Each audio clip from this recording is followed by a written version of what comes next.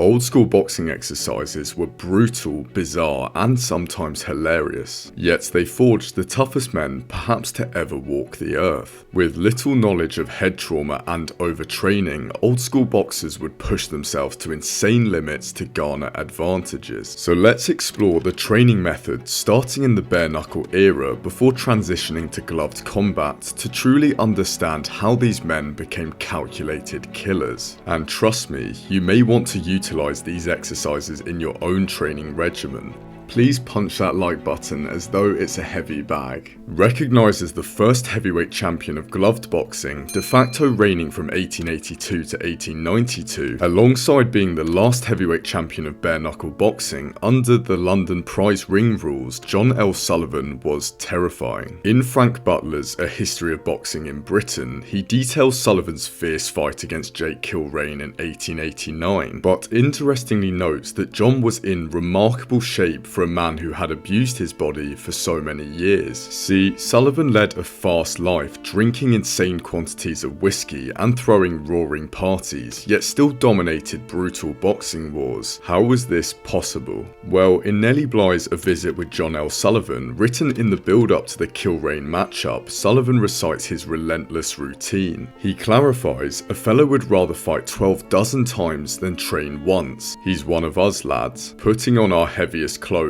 we start on our 12-mile run and walk, which we do in 2 hours. In the afternoon, we wrestle, punch a bag, throw a football, swing Indian clubs and dumbbells, and practice the chest expander movement." The expander was very popular amongst old school bodybuilders, working the chest, back, shoulders, arms, and core muscles. Historians like Butler argue that Sullivan was known for tremendous feats of strength, both inside and outside the ring. Examining the exercises used, there are obvious parallels with bodybuilding and wrestling here, which does make sense. Sullivan was fairly muscle-bound, standing 5'10" while weighing 200 pounds or 90 kilograms, and though London prize ring rules banned butting, gouging, or kicking, wrestling and clinching was still a vital component. Aside from delivering powerful punches, boxers had to wrestle and maneuver opponents around the ring, requiring both cardio and functional strength. However, as 1900 approached, American boxers, previously known for rigorous drinking and partying, began to truly take the cardio side more seriously. In Text of Boxing by the British world featherweight champ Jim Driscoll, he asserts, "Americans are as fast and as fit as possible, but for the science of boxing they appear to know very little." Stop alienating most of my subscribers, Jim. It was around this time that the bodybuilder strength style exercises used by Sullivan had begun to be traded. The Philadelphian sparring method was now being used, involving from 1 to 3 rounds daily, but with each round lasting 18 minutes, and all of it boxed as fast as the sparring partners could go. The exercise could even include multiple boxers ready to jump in, providing the fighter with no respite. Moreover, unlike Sullivan, the new gloved boxing generation were more preoccupied with speed, perhaps due to their hands being protected, hence more strikes could be swiftly launched at the body and head without fear of the hands breaking. The British boxer Billy Edwards, who moved to America, wrote in 1888 that the weight of dumbbells should never be over a pound each. For in boxing, rapidity is essential. Don't handle weights that make the motion slow and laboured. The swinging of Indian clubs was still pivotal, mainly to loosen the shoulder joints, expand and open the chest, giving the lungs plenty of room in which to play. I'm not sure that's how that works, Billy, and strengthening the overall wrists. Edwards stressed that the clubs should weigh no more than 2 or 3 pounds for beginners and 5 to 7 for professionals, thus hardening the muscle but not building it too bulky. The cardio was drawn out, with Edwards prescribing a fair and square heel and toe 4-mile-an-hour pace for at least a couple of hours, whilst wearing an Alex Marsland retro t-shirt to attract all the ladies along the route.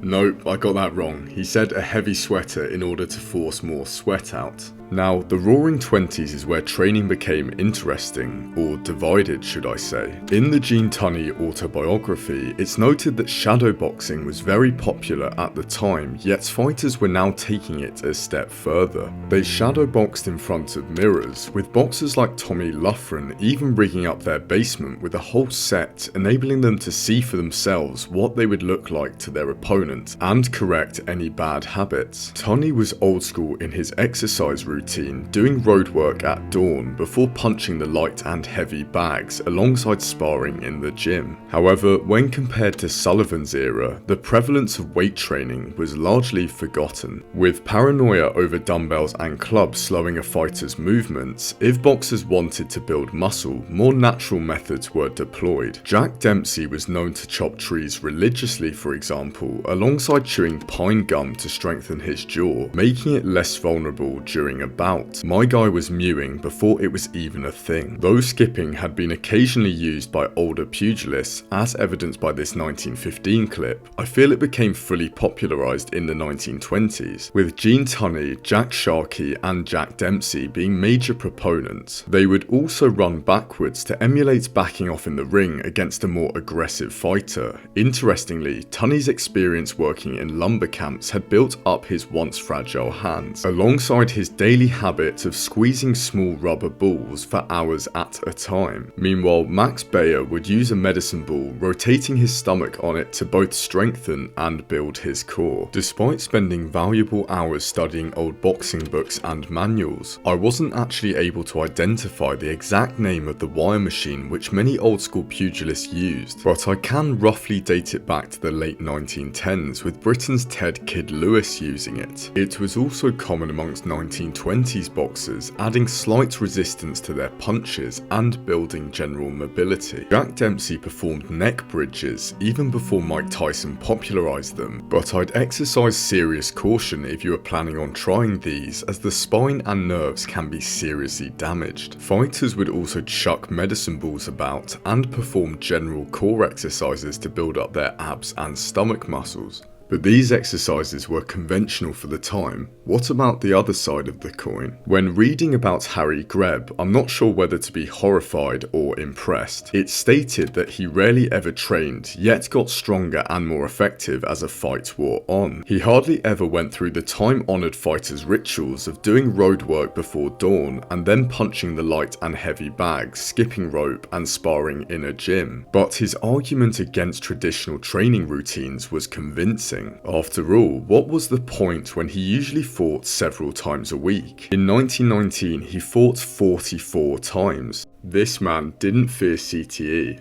CTE feared him. Fighting was his training, but this training form mirrored many British boxers of the previous generation. Jim Driscoll stated he had been through so much booth fighting, essentially meaning small-scale bouts. He had met so many men of such varied styles that he knew how to save himself. Essentially, his experience meant he knew when to push and when to fall back, retaining vital stamina. That's why I feel Greb's primary training form is underrated, as a boxer should be moulded in all kinds of combat, building adaptability. With modern boxers only fighting once, if not twice a year, this training form has certainly been forgotten. But now I want to hear what you guys think. Are there any boxing exercises which I've missed from this old school period? These were what I could find after trawling through boxing books for hours and hours and hours.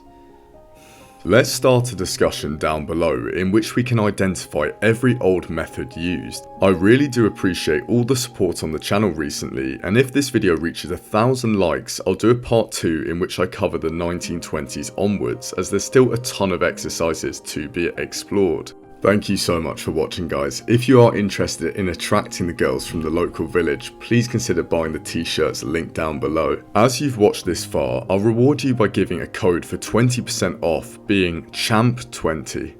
All the best, guys. See you soon. Cheers.